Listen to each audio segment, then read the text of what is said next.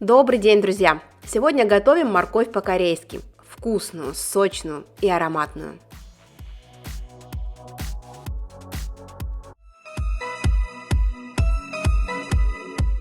Мой рецепт рассчитан на 1 килограмм моркови. Желательно брать ее длинную. Очищаем морковь и натираем на терке для корейской моркови.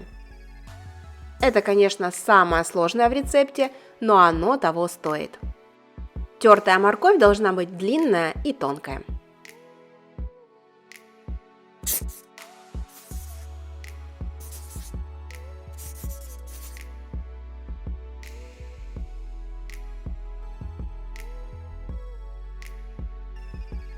Пересыпаем морковь в большую миску и начинаем добавлять специи.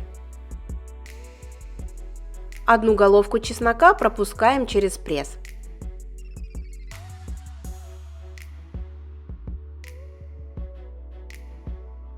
Выливаем 100 мл растительного масла без запаха.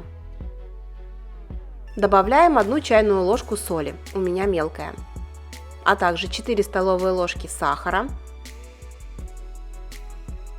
5 столовых ложек уксуса 9%, 1 чайную ложку молотого кориандра, 1/4 часть чайной ложки красного перца чили и 1 чайную ложку черного молотого перца. Теперь тщательно перемешиваем морковь со специями руками.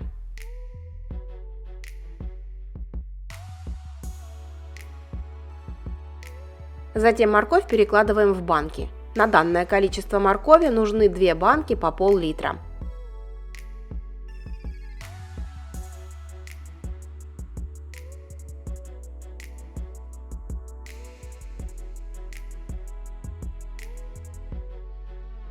Морковь в банке раскладываем плотно, утрамбовываем.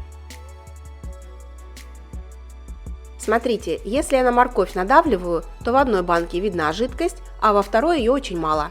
Поэтому доливаем ложкой ту жидкость, которая у нас осталась в миске, по банкам.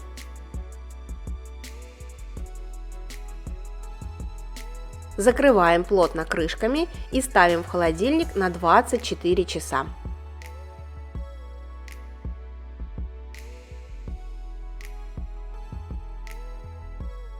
Вкусная, сочная и хрустящая морковь по-корейски готова.